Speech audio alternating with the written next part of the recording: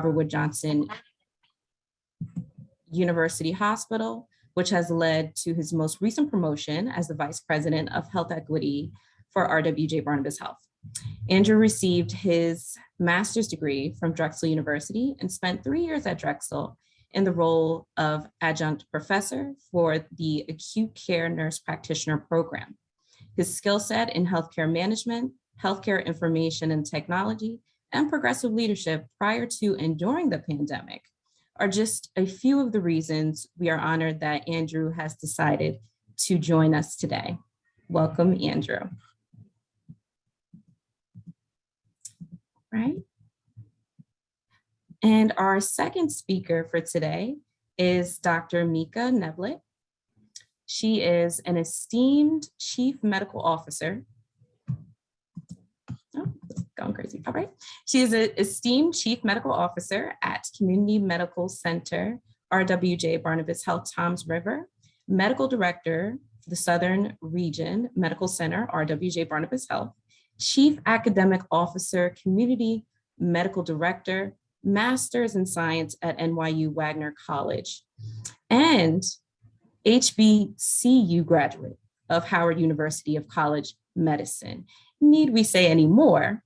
Dr. Nevlett has been the example and the standard of what it is to lead in both the healthcare and educational sector. Thank you, Dr. Nevlett, for joining us. Now, I hope, absolutely. Now, I hope that was illustrious bio that I shared for the both of you. Am I missing anything? Is there anything else you would like to add or share with the audience? We'll start with Dr. Nevlett. The only other thing I do want to add is, as part of Barnabas's initiative of ending racism, I am the lead for healthcare equity. So really working with the system on reducing healthcare disparities for all of our communities. Perfect, perfect. And Mr. Thomas, anything to add? Yes. Thank you so much. Thanks for that introduction. I always like to say my leadership journey actually started as a nursing assistant. So many months ago, so I started from really way down at the bottom and then just basically crawled my way up until where am I right now. So I actually like to add that. I know the last 8 years has been, in a leadership role, but I think it all started from somewhere lower than that.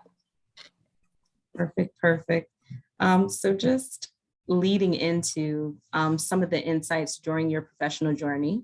Now, in our NAHSE New Jersey membership, some of us are still at the bottom, still trying to figure out our path on how we are to attain leadership. So I just wanted to ask Mr. Thomas, what are the most important attributes of successful healthcare leadership today? If you can name a few. Yeah. So I'll start with successful leaders in general. I think to me, 3 attributes actually come to mind. Number 1 is clarity of vision. Is your vision clear, that everybody understands? Number 2 is actually integrity. Do you have integrity? And the third one is decisiveness. Are you decisive enough? That's for general leadership. But I know your specific question is healthcare leaders today. So let me be a little more specific and also putting in mind our current situation, leading during the pandemic, leading during the time where we have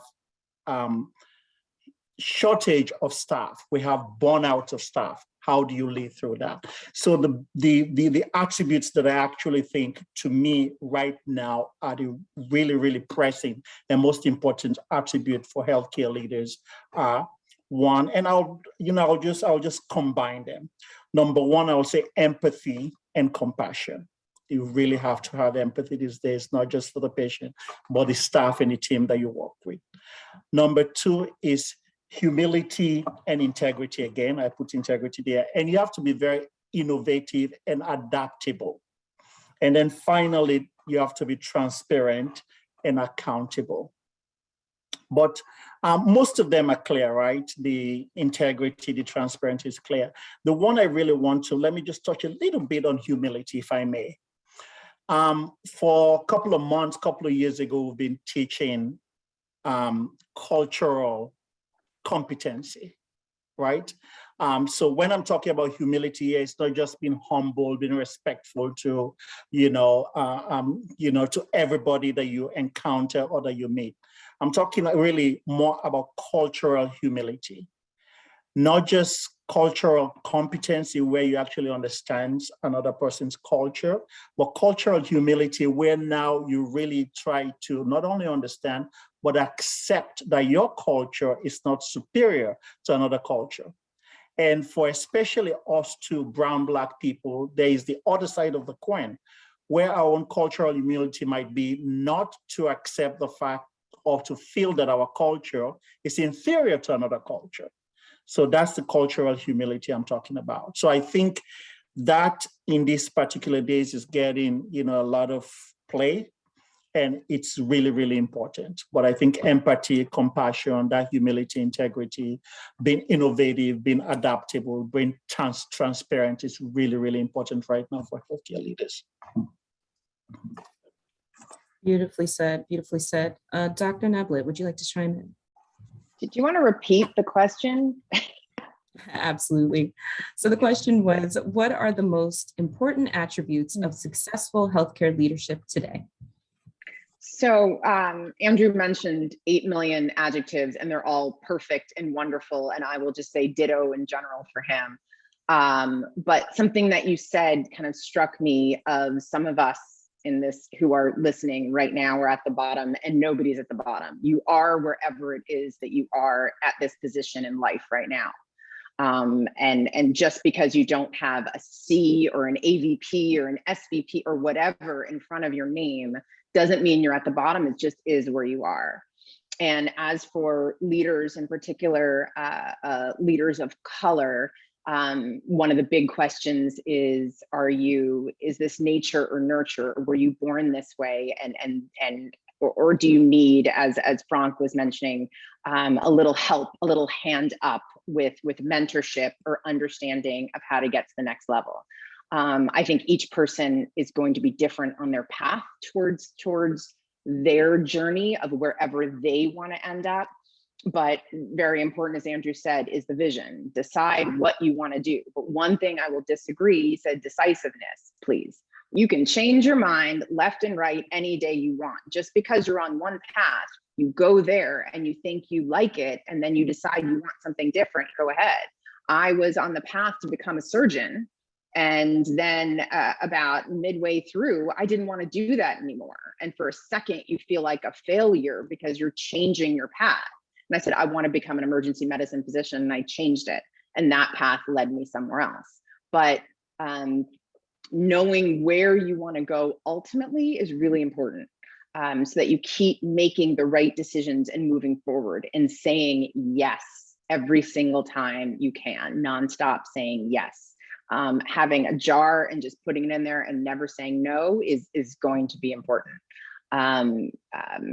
Silly story, but I always say that my parents did a good job. That's it. It's pure my parents, but I was born to be the way that I am, and I've been this way, kind of an outgoing, boisterous type of person. There's some on the panel that I haven't seen in about 4 years, Cliff Manning, but he knows me from my prior job and knows that I have always been exactly this way ever since I was a kid.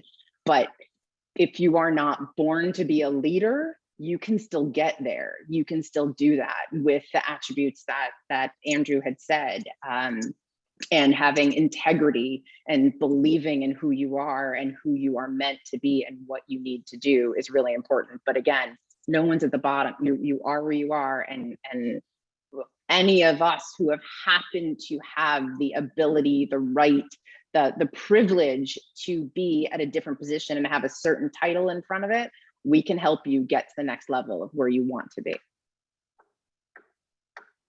Beautifully said, beautifully said. And we do have a comment in the chat. Cliff said true. And I couldn't agree more. It's a different perspective to look at. On a personal level, I'm always I feel like we're our worst critic. So I always feel like, okay, I have to be doing more, you have to be doing more, you have to go out and get all these certifications and these accolades, and you always have to achieve or reach for something, where it's okay to be content with where you are in your journey and where you are, you know, and the challenges that you face. Like, it's just another stepping stone. So we could talk about that all night if we chose, but beautifully said, beautifully said. Thank you. So, might just have a quick comment, if you don't mind. Absolutely, absolutely. Yeah, sure. Mika talked about something that I think will be very helpful to all of us, right? It's like finding your passion and also looking at what you're really good at. What are your natural strengths that not even in nurture, right? What you were born with, what are your natural strengths? There is the book Strength Finders that I always recommend to people that you can look at. There is a psychological test you can do that can actually identify basically your strength. What are your strengths? Because these are attributes. These are things that we're looking at. When I look at people, I say, oh, this person is really great at listening. This person is really great at that. My strength it might not be my natural strength, but you can look at it and say, my natural strength is strategic. How can I develop that to get to that attribute? Instead of actually looking at what your weaknesses are and focusing on that. Most of us tend to do that. So I just wanted to touch on that. Look at your strengths. Strength Finders is by Gallup.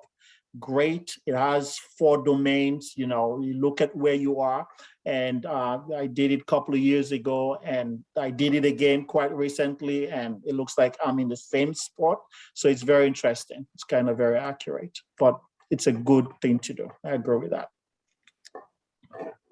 Absolutely. And we will definitely list that in the chat as well, just in case anyone is not familiar with Strength Finders by Gallup. I actually did it in graduate school, and I'm pretty much in the same boat, same strengths, and need to, focus more on those. Now, as we talk about more as it comes to our professional journey, let's talk about risk taking. So going back to what Dr. Nevlett said about saying yes, and yourself, Mr. Thomas, about saying yes, saying yes, saying yes. Sometimes it could be a little bit confusing what to say yes to, and have this yes bucket over here and this no bucket over here. Like, when or how do you kind of deter when to say yes and when to say no? Like, how do you make that determination, especially if as you're trying to move up the leadership board? For me, I have a problem with saying no. And it's just, I always continuously say yes, and it's a problem. So you're right. Sometimes you need to learn what your limits are. And for me, I've found my limits are when I'm in the middle of it. So I will say yes, go through it, and then say to whomever it is, my boss or whomever, I need to step back. I need to take a break. And the only person who knows your own limits and your limitations is yourself. No one else can do that for you. And I think as a female leader, it makes a big difference of what else you have going on at home. I understand that men have a lot going on at home too, so I'm not discounting that. But as a female leader, the work-life balance of what you have to say yes to, when you have to leave the office, what you have to do first thing in the morning is very different. I personally do not have kids, so my journey was different. I didn't have a lot of those struggles that friends of mine had or colleagues had, where they had children at home, young kids at home, children that were still nursing. They had to leave. I didn't have that in my existence, so it was easier for me to say yes. To go back to you started off by saying the risk taking. I've been very fortunate to take a lot of risks in my career, whether it was, as I said, switching residencies halfway through. I left a very prestigious job, very prestigious institution, because all of a sudden I saw the glass ceiling. And I said, no matter what, there's nowhere else for me to go. There is a structure that was across, and there was nothing I could do. There was no higher I could go. The person at the very top was not going anywhere. So I left that place to go to a much less prestigious place, so that I could move up the ladder and do what I wanted to do. So that was a big risk. And someone had offered me a job, and I said yes, leaving a more prestigious place for less prestigious, but gave me the opportunities to succeed elsewhere and do what I'm doing today. So I mixed a couple of your answers and questions. So sorry. That's perfectly fine. Mr. Thomas, would you like to chime in as well? Yeah, so I think to me, it's my gut feeling. There's just something that's uncomfortable about, a particular risk that will help me decide whether it's a yes or no. And as Mike talked about glass ceiling, it just brought some memories. I'll share two stories, one that I said yes to and one that I said no to. So was working at Hamilton a long time ago, working there as a nurse practitioner. And I had several opportunities because the CEO was my mentor. Somehow we jived, and she was my mentor and pushing me for every kind of leadership position. Not interested. I was just not interested. I thought my path was clinical. I like to talk to patients. I like to teach. I was absolutely not interested. And then I worked for a cardiology group at the same Hamilton. And then I was doing per diem in New Brunswick as house, taking care of patients there as an NP. And I was working in New Brunswick maybe twice a month. And one day the administrative director called me and said, hey, we have an assistant director position open. You'll be perfect for it. We see how you interact with physicians. We see how you interact with your colleagues. You're here twice a month. I'm like, why is everybody pushing me into administrative role, leadership role? I'm really not interested. So I said, well, why don't you talk to the CMO? It was Dr. Bashar then. And I said, okay, I'll meet with Dr. Bashar, but my answer will be no. I talked to Dr. Bashar, and he said, you're working for a cardiology group. Where do you go after that? It's a cardiology group. You're an NP. You're not going to be a partner. You're not going to be, what do you want to do? You're there for 10, 15 years. Where do you go after that? So because I'm an NP in a cardiology practice, that's a glass ceiling for me. There is no way I cannot be anything other than NP in the particular group. So I said, okay, less pay, longer commute, a wife who was going to kill me because of the less pay. I mean, just everything, but I had to take the risk. And I was there 6 months later. From assistant director, I became a director. And now, I'm here as a VP. But the next one is quite recently, probably 6 months or 8 months back. My boss then, that my former boss, actually called me because I was director now of care transitions and care coordination. So he called me and said, oh, Andrew, we have a problem with one of the department, the case management department. We want you to take over the case management department. My exact answer was, hell no. Why? Because it's the most difficult department in New Brunswick. Everybody knows that. They've had 8 directors in 7 years. So I might be great, I might be everything, but statistics was not on my side, So I said, hell no, but think about it. All the leaders here think that you'll be great at it, you'll be good, your interactions. I said, okay, let me go think about it. So of course, I know there'll be grounds for divorce again to tell my wife that it's the most difficult department in the hospital. But we talked about it, and then we said, you know what? If somebody's thinking that this needs to happen, then take a chance, take the risk. So I wrote down all my plans. I went there. I said, okay, I can only do it as an assistant, as an AVP. I want this percentage increase in raise. I want 18-month severance, all my plans. I read all what I want. I went there, I talked to him, everything. Okay. Check. All my 5 things I had down, everything was check. I'm like, okay, this is easy. So get ready to start. 2 weeks later, I got called in his office And I said, never mind. He said, never mind. I said, what do you mean, never mind? He said, never mind. Corporate actually wants somebody different. Corporate is sending somebody different. This is in New Brunswick. This is the organization that I'm working with. I was so not upset, but just confused, you know. This is, I mean, I didn't ask for this. I didn't apply for this. You called me, you offered this, we talked, we negotiated. I've gone on a roadshow. I've told everybody I'm starting this position, you know. So it was difficult. But that's not even the twist. 4 days later, I got called from one of our, say, our competitors. You know, the HR leader in the competitor said, we have a position for you, an AVP of case management position for you. The same position. I'm like, no, this is really, I mean, did somebody talk to you? No, I mean, we know about you. I mean, we know your track record, we want you, you know, and all that. So I said, okay, let me go talk about it. Not under normal circumstances, this would have been exciting, right? Because I'll just exit, I'll just move on. But actually said no.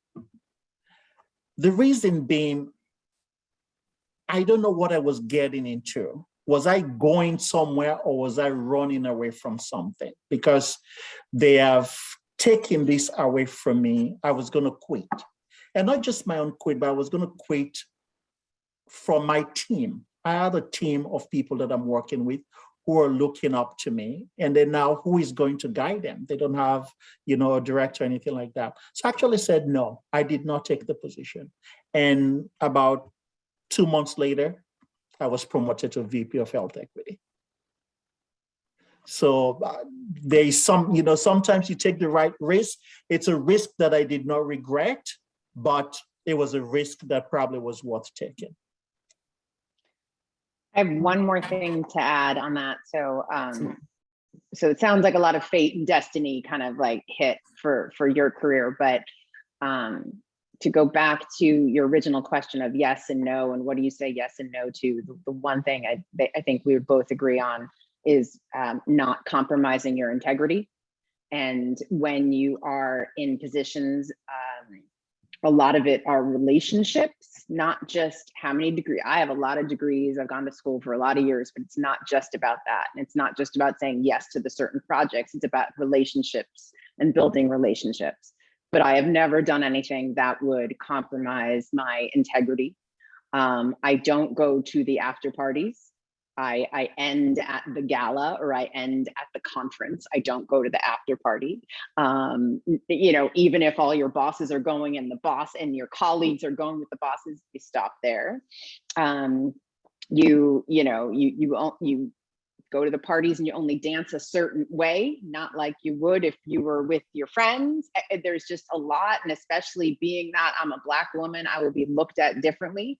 I will have no more than 1.5 glasses of wine to make sure that I am 100% my game at all times. So yes, I do say yes, but I didn't want anyone to think anything else. I say no to compromising any part of my integrity to maintain this image that is important as a Black female executive.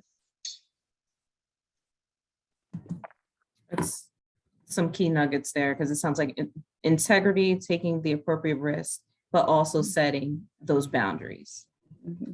Integrity and boundary setting go hand in hand. And although, you know, you might think that you're getting an advancement if you go to the after parties and things like that, you know, don't compromise who you are, and, you know, just handling yourself professionally at all times, because you never know who's watching. Mm-hmm. And one thing I've learned myself is someone somewhere is always watching. Mm-hmm. So you really have to be careful with the image that you portray. Mm-hmm. Beautiful, beautiful. All right. So I'm going to ask, in the essence of time, I'm going to ask one more question here, and then we'll go to audience Q&A as well. Has to be a good question. Let me see.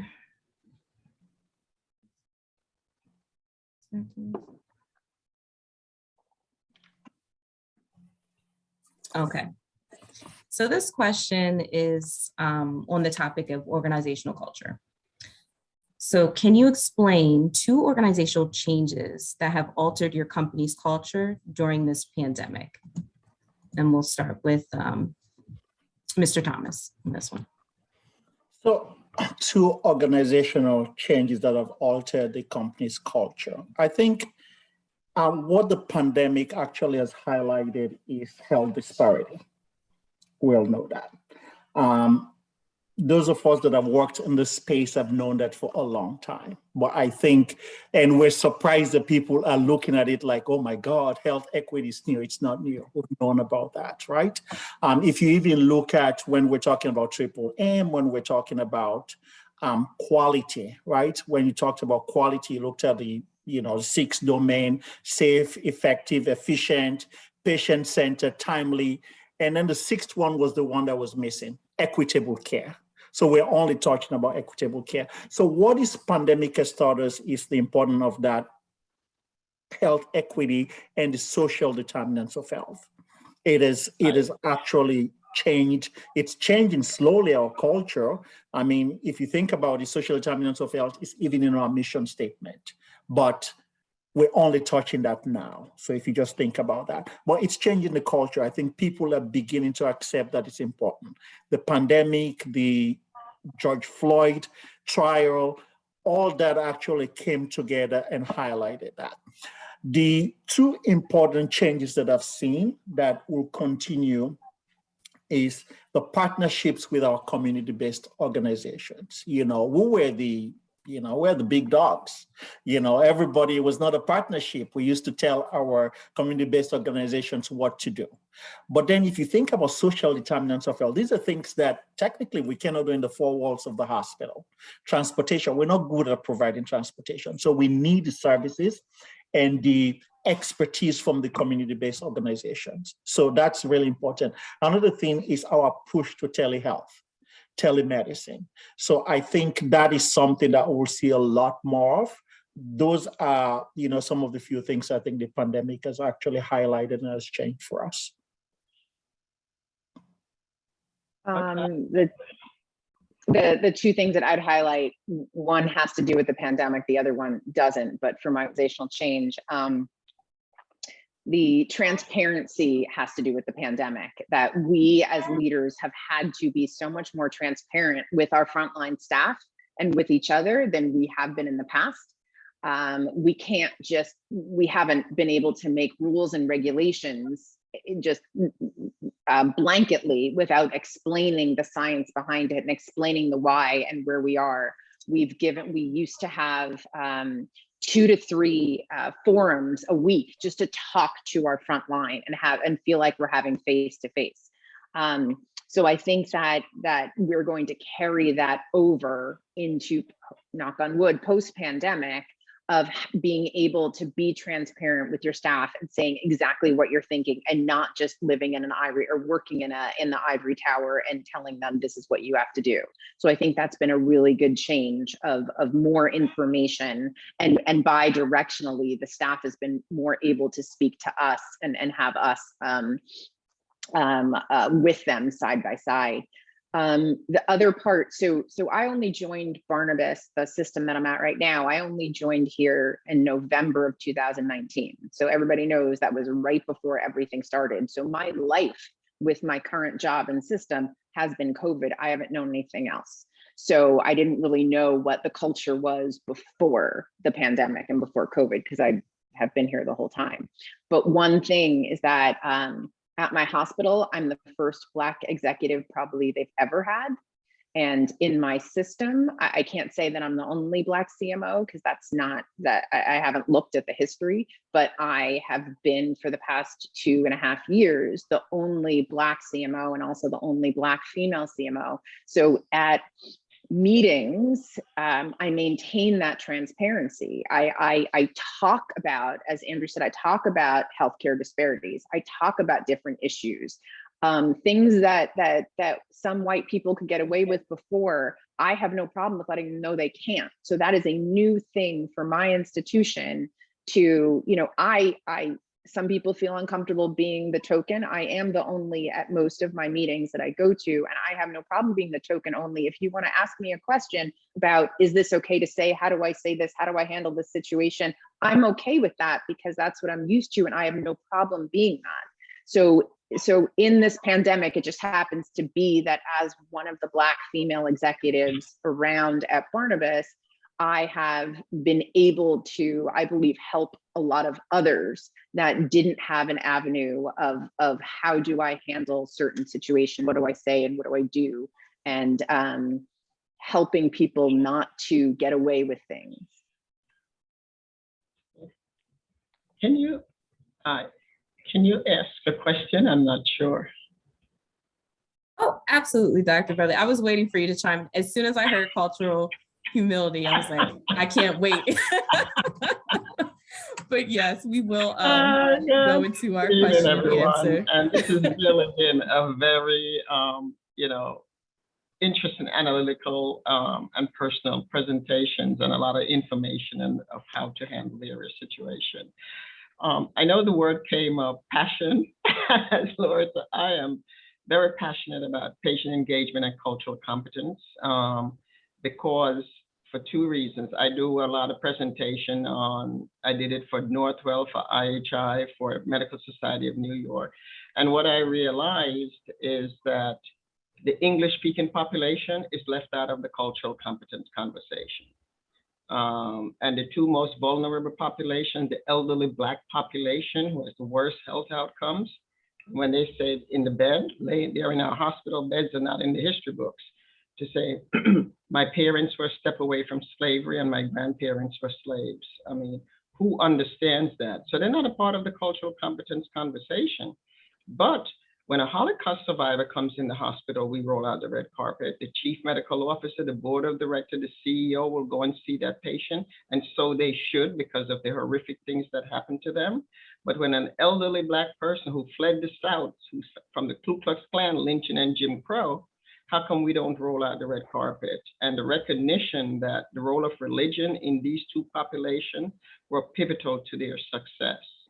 And in terms of the about social determinants of health, I think sometimes Black people are boxed into that category. And when you look at the data, Prince George County outside of Washington, D.C., very affluent Black community, and they have the more COVID deaths.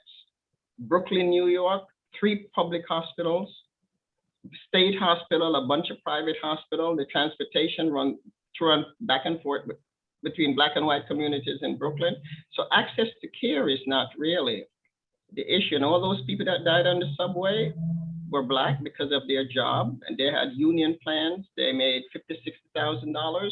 They have pension. They didn't die because of social determinants of health. They probably died because they came in contact with about 1 million people before the actual COVID, testing and tracing came into effect. So I think from a cultural perspective, and I know you used the word, Ms. Thomas, sensitive cultural humility.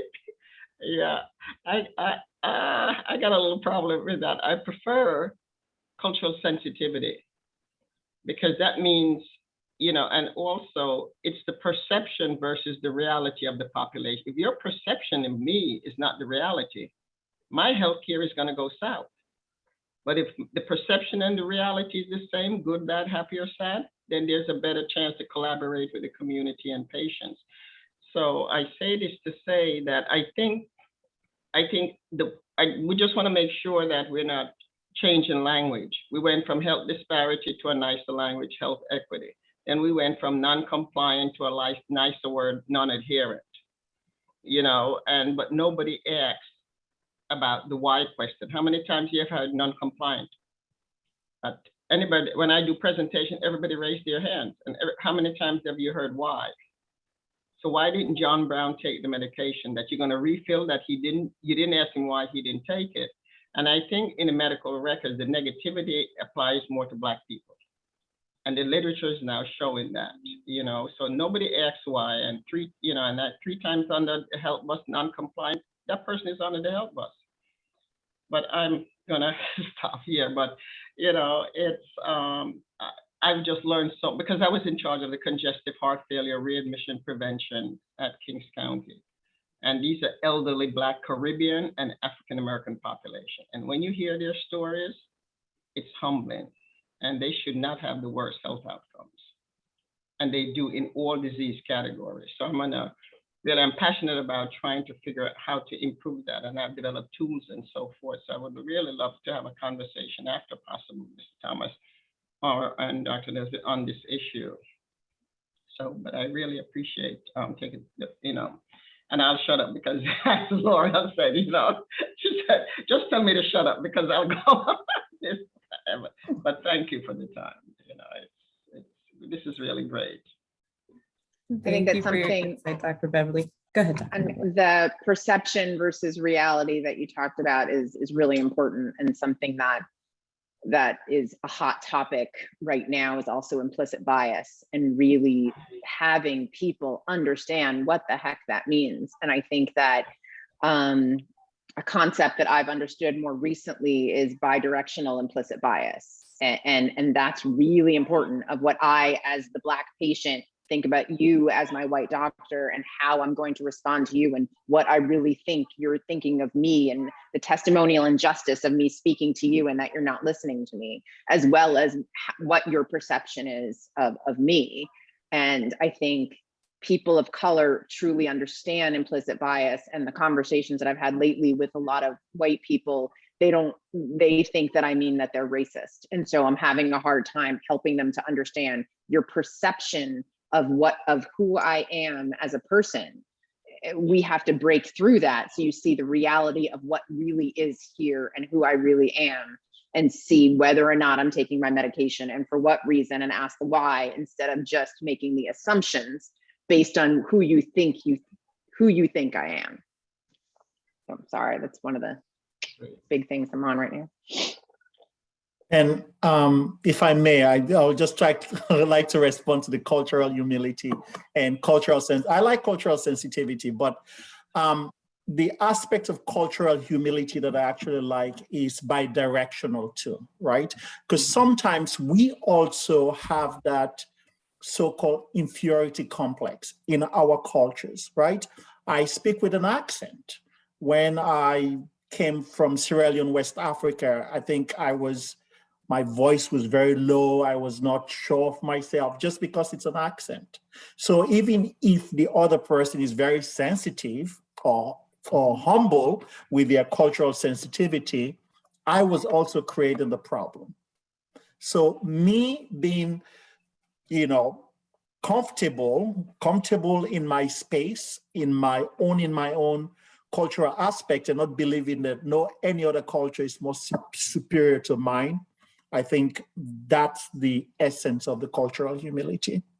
And you touched on, on something that we're still struggling to find out why why we see so much difference, especially like in New Jersey, maternal child health, right? You look at the maternal statistics. When you even look at Blacks and whites with the same socioeconomic status, same amount of money, there is still disparity in the statistics, right? So we are still trying to find out why that's the case. So that takes us to also the possible implicit bias, the way the physicians actually treats the patient, irrespective of you can be, Dr. Nevlett, you can come in there, the way they treat you might just be different. There is something that we're working on, and Mika, probably you've heard about this, which is the race correction. I don't know if anybody have heard of the race correction. Let me just quickly talk about the race correction. When you go to most of the algorithms that we have in medicine, right? I'll give you an example for, say you go to a nephrologist, right? 42-year-old Black male, 42-year-old white male. They both have the same creatinine, everything the exact same thing. When they want to refer them for, say, transplant, they do the calculation, whatever calculation they do. And because you're Black, they put a race correction there. They correct it because you're Black. Just that correction gets you off the list of transplant and puts that white person in the transplant. But the thing about that is there is no scientific reason for the race correction. And it's not just in there. We have it in heart failure. There was a study that was done. I think we have over probably 50 different algorithms. So that is not, so you as the practicing provider are not doing anything racist, I would say, because that's institutionalized racism, right? We just put it there. It's just there. It's called race correction. You guys can read about it. It's just there. So we're actually looking at that. I met with the some of the research, whoever scientists at Rutgers. We're trying to see how that has affected African Americans in our health system, just our own health system, just on that one basis, on patients who were referred to for kidney transplant and those who were not referred to. So we have a lot of things that are going on that affects, Black and brown people that people don't even know about and don't talk about.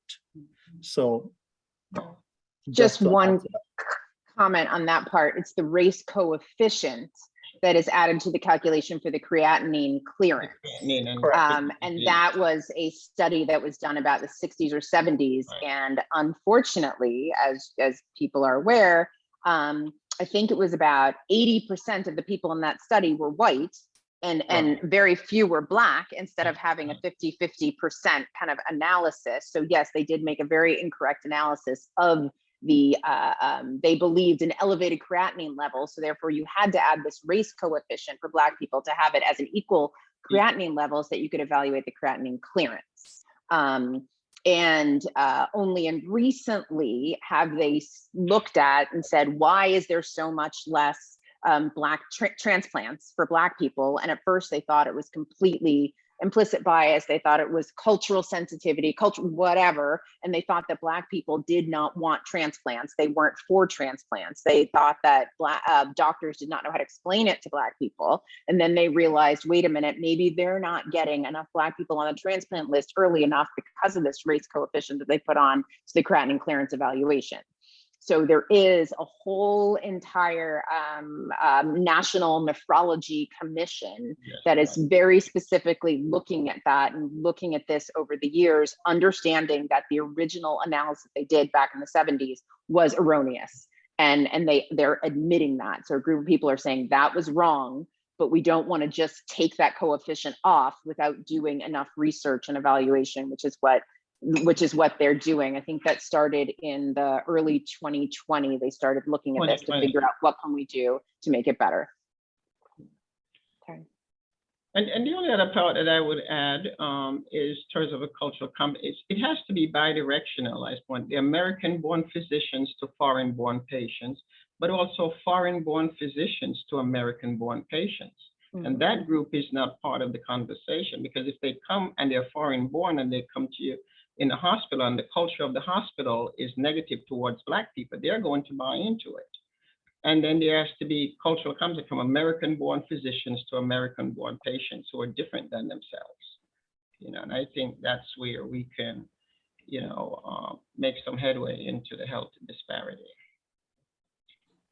All right. This sounds like a part 2. This may be a series. We may have to rope in Dr. Beverly here and have a part 2 to this conversation, but a lot of good nuggets here. And we just wanted to, one last question before we pass it to Frank for closing remarks. Last question of the night: how can, or how should leaders, how can they successfully transition into new organizations? Like, can be difficult, you're transitioning to a new organization, new culture, new staff, new adaptability. What advice would you give someone a leader going through that transition at this time? Well, it's never easy, whether you're white, Black, purple, whatever it is, to go into an organization. That is not easy to go into somewhere new. It's not easy to understand the culture at all times. you don't want to have to change yourself to fit in. You want to be who you are, but at the same time, you need to be listened to, you need to be respected. So you have to figure that out. I think finding, organizations in your area like this, or finding organizations, at my institution, we just started a Black Executive Alliance so that we can bounce ideas off of each other and talk about the secrets within our own organization. And I think sometimes that's important, to reach out and understand people who are like you and look like you and how you can get through it. But it's a pretty intense balance to maintain who you are as well as fit into the new culture. And you can't expect that to happen overnight. You have to give it time. I think too many people often give up early. That takes time. I mean, I've been at my new job for almost 2.5 years, and also because the pandemic hurt the understanding everybody in the system. But I just now am beginning to meet people throughout the system that other people have known for years and just call them by their first name, and I don't even know who they are. So it takes, and a lot of the social events, which really help you to get to know people and how to speak to people, and more, talk about your kids, talk about this, talk about that, get to know things we have not been privy to for the past couple of years. So that's also been a difficult transition for people in new jobs, especially at this time. Absolutely. Mr. Thomas? Yeah, I completely agree with, especially authenticity. You really have to be yourself. You have to try to be yourself. The caveat to that is you're somebody of color. You have to be conscious that people are listening to you, they're watching you, they're looking at you, they're evaluating you. Every single thing you do, you've been evaluated. So be cognizant of that. The one thing, the wall that I face, this is because I've been in my position for just 2 months, is you have to understand the limit of your influence. It's quantifiable. You have to know what's the limit of your influence, how you can, because you can have a great vision, right? It has to be sold. The other person has to agree. So you have to know what's the limit of your influence, to know when to ask somebody for help. Like I can tell you, I asked somebody who was a VP of health equity, I asked somebody who was a VP of data analytics, I asked for some data, right? Hey, how can I get this data? And the response is, oh, this is going to take weeks to get. So either they're challenging my influence at a particular time, or is that my limit? Or are they seeing where I go with this, right? Because I think it's a small data, but when somebody tells you, oh, this is going to take weeks to, you really have to understand, what does that mean, right? Do I go run to my boss and say, hey, I need help here? How do you handle that? So those are the things that you really have to learn. It's a click. In the leadership role, it's just a click. It's a still all white men's club, right? Because anywhere you go, as high as you go, there is 80-90% will be that. They golf together, their kids went to school. So it's there. So you have to understand. I don't want to say you should know your place. That's not what I mean. But you should really know that you're being watched, you're being evaluated.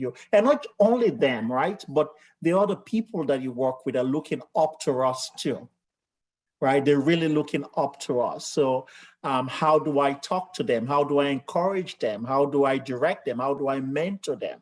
That's also as important as how, my colleagues look at me. Perfect. Oh my goodness, have to understand the limit of your influence. Something I'm personally going through at this time. So that really spoke to me. We have a few more questions here. Cliff Manning, you have a question? Yeah, hi. First, I want to thank the presenters today. Mika, thank you for the shout out as well, and for your insight, as well as Mr. Andrews, also for sharing. Definitely a lot of information to take home. I'm curious, and in the current situation that we find ourselves in, where we're pretty much battling, obviously coming off the heels of the healthcare crisis of COVID, we now have staffing crisis, and we're being asked to do more with less. How do we position ourselves as leaders to not essentially shoot ourselves in the foot by working beyond what we're capable of doing? So you definitely never want to get into a situation where you're at risk of malpractice. But I think that as a leader, you will be asked to perform tasks that you might not always be used to performing. And you will be asked to do more than your 100%. And we just have to hope that this will decrease. I know for a fact that agency rates are decreasing, where they used to be what, 200% or whatever times of what the normal rates are. Those are slowly decreasing as our COVID rates are getting back to normal, or not normal, but getting back to nice and low. And so the decreased demand for agency will reduce agency, will turn agency back to full-time workers, and that will help.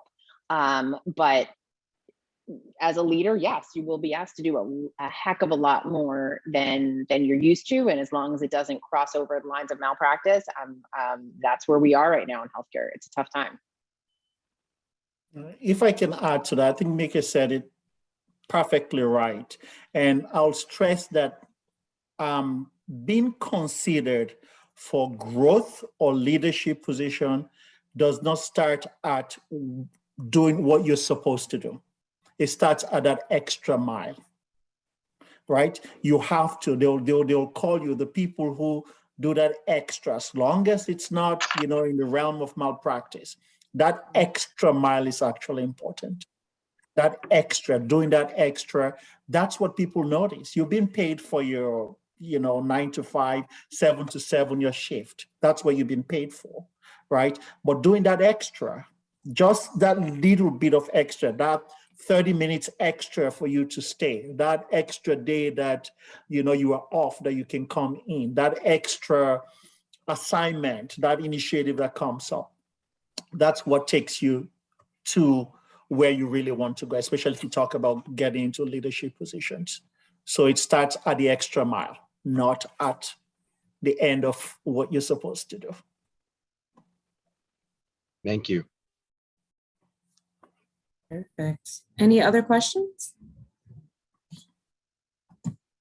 One quick question, and it's truly such a dynamic conversation. Truly appreciate all the comments that were made this evening. We're wondering, and I believe Andrew made the point about the isolation at times for new leaders, and being in an environment where there's almost like a club, if you will. So, how do new leaders or people of color in particular that are going in those leadership positions and that often feel isolated and feel that they're on an island, how do we navigate that and still rise above that, build the relationships that are required to thrive and become influential within the organization, and yet still be able to connect and manage different levels within the organization? Because oftentimes the isolation, and I know within our RWJ Barnabas Health, we do have different programs that really help with creating that culture and helping create a sense of belonging. But that may not be the case for all the organizations. So how does a leader who feels isolated, who feels alone, if you will, how do they learn to navigate and become effective in building and relationship building within a setting that may be isolated? I don't know if you're going to like my answer, but I'm honest. Sometimes you have to suck it up. That's it. Get over it. You, as Andrew said, this higher you get up, the fewer of us there are. And so if you think that you're going to feel a part of everything, the higher you go up, that's just, I'm sorry, that's just not the way it is. I grew up in a white suburban neighborhood. I went to a white school from when I was K through 12. I went to a predominantly white college, and I was done. And I said, I'm not going to go to the number one medical school that I was accepted to. I'm not going to go there. I want to go to a Black medical school. I want to feel supported and surrounded by leaders that look like me, that mentors that look like me, that I can relate to where you've been, relate to where I've been, because I know for the rest of my life, I'm not going to see that. And after I left there, I've never seen it again. I have never had one mentor that looked like me or was similar. I've never been in a boardroom with people that were like me. You get used to it, and it's not something to me that you and Andrew, you might have a totally different opinion. So I'm not speaking for everyone, obviously, but if I think I'm going to have colleagues at all times in all rooms that I can have great water cooler conversations with and skip down the hallway with, it's not going to happen. And as I said, the higher I get up, the fewer there are, and I go to work and do a great job and have relationships the best I can with my colleagues. But that other, when the work speak and the home speak, I don't speak the other language when I'm at work. So I will call my friends outside of work and have to use my language and say what I want to say and act a little blacker than I'm supposed to, but not at work. And that's who I am. It's two different people. I don't know if that answers your question. I don't know if that was what you wanted me to tell. I don't have nuggets. It's to me, that's the truth on that one. Great feedback. Thank you, Dr. Nevlett. Yeah, I completely agree with that. Really, you just have to lean on your relationships. There's some, friends outside of work, but when you're at work, there's not a lot of people that look like you. There's not a lot of people that have your same background. The only thing I can say is be as authentic as possible and try to own your space. You have your space. You are there for a reason.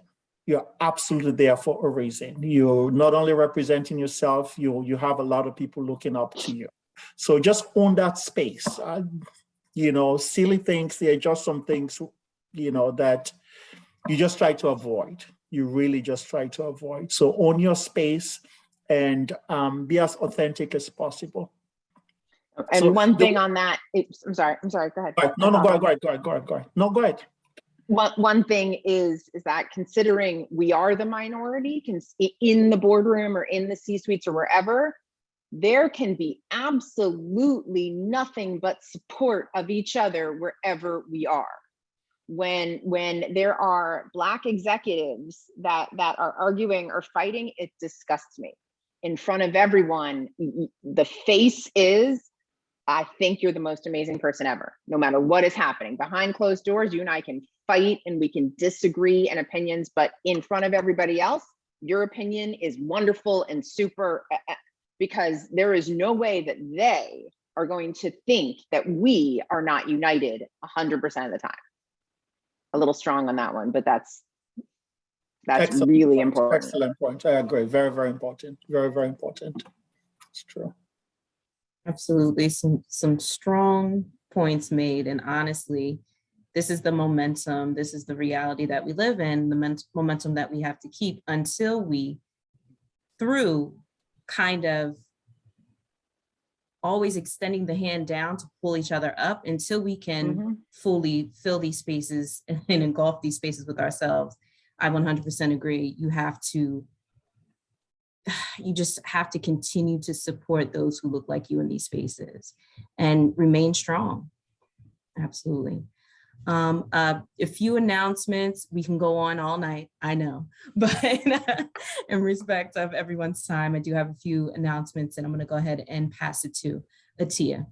Thank you, both speakers. Good evening, everyone. This was absolutely a wonderful discussion. Thank you, Andrew and Mika.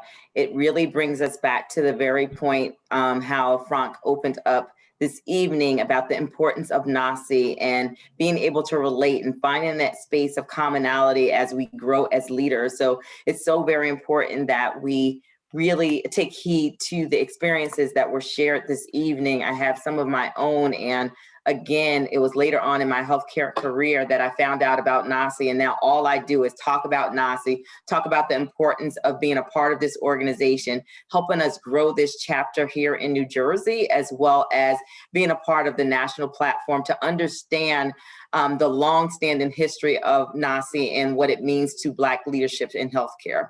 And so one of the things that I wanted to bring up tonight, and if you are at our mixer at the end of last year, we talked about great opportunities during our general body meetings that we would like to share and have people have opportunities to participate with us. And so one of the things that I would love to talk about just for a brief moment is that Positive Community, which is a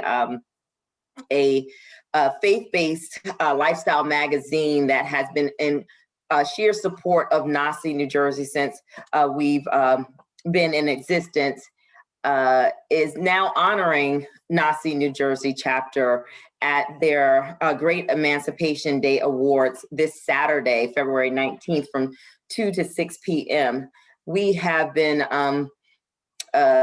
awarded several tickets that we would like to share with this body who's in participation for tonight. Of course, we cannot give away 23 tickets tonight, but we do have 4 tickets. And at this time, I would love for, if you are interested, available, would like to be a part of this great awards event where even our own, I'm here in the city of Newark, so I'll say our own Mayor Ras Baraka is being honored as well. If you're available, please just type into me directly to the chat that you would like to be considered for this raffled opportunity. Again, I have 4 tickets.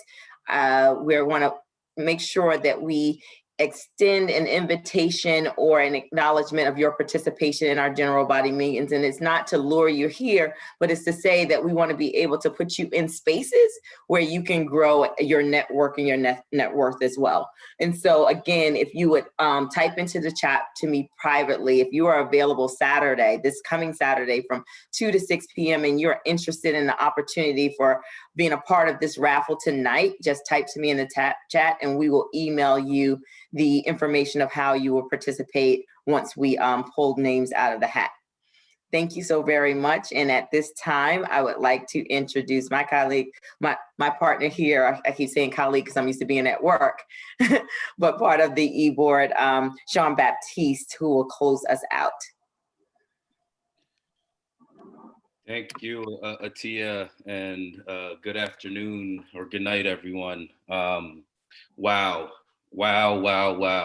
An amazing event tonight. I took some notes here based on the dialogue that we had. First and foremost, let me take a step back. I'm Sean Baptiste. I'm the president-elect of the New Jersey NAHSE chapter and Chief Human Resources Officer for RWJ Barnabas Rutgers Medical Group. It's a mouthful, but I work in healthcare with all of you. First and foremost, and I'll be quick here, I was fortunate enough to come into NAHSE early in my career when I did a fellowship. And before I started off my healthcare career with a fellowship. So prior to that, I thought healthcare was doctors and nurses, right? And then I started really learning the business, the operations, the behind the scenes, all the great work that all of us do in our individual areas. And I went to my first NAHSE event down in Miami. And I walked into a room and I saw thousands of brothers and sisters that look like me, that look like my family, that were in roles that I aspired to be in one day. And for me, NAHSE has always been home. It's been a part. So Frank, to answer your question, when you feel lonely, we have 23 people on this list. 23 people better sign up, join the chapter, and tell all their friends, colleagues, healthcare colleagues to join the chapter, because like you said, like Andrew said, like Mika said, once you go up that triangle, it gets really lonely. And we have to lean on each other to pick each other up. We don't have to be in the same organization to do so, right? We all have unique individualized experiences that we can bring to the table to lift each other up. And that's critically important. So for all of you that aren't members yet, please join. If you are a member, thank you. Spread the word. Mika and Andrew, I wanted to personally thank you. One, personally, but two, on behalf of NAHSE New Jersey chapter. Unbelievable panel discussion, and more importantly, your honesty, your transparency, you're being straight up with us on the dialogue that we had today throughout your career, your experiences. That's what it's about, you know. Regardless of what seat you sit in the organization. Mika, I totally agree. I don't care about hierarchy. I don't stand on hierarchy. We have to respect people in influential roles, but the housekeeper, the food service worker, the security guard is equally as important to that care delivery as you as a physician, Frank as a nurse, anyone else. That's me in the back office delivering care. So I wanted to say thank you for that.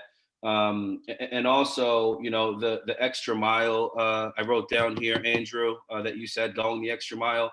I would say that's critically important, but to the accompany of that is the experience and the relationships that go. And even though you go the extra mile, don't set your expectations that something's owed to you. Because in this world of that tight triangle, you know, nothing's given to you. But this is the environment, the culture, the team that we're building as NAHSE New Jersey. And it's going to take the collective effort of all of you to continue to build our relationship, strengthen our voice as Black executives, Black leaders, aspiring leaders in healthcare in New Jersey to really make change to the communities that we serve. And I hope this continues to be a stepping stone for all of us to give back, to help each other, and to continue to make our communities healthier and give back to the places where we live, we grew up, our families live, and whatnot. So thank you all. Mika, Andrew, unbelievable job. L'Oreal, great job moderating. Thank you all. One love, spread love, and again, thank you for your time.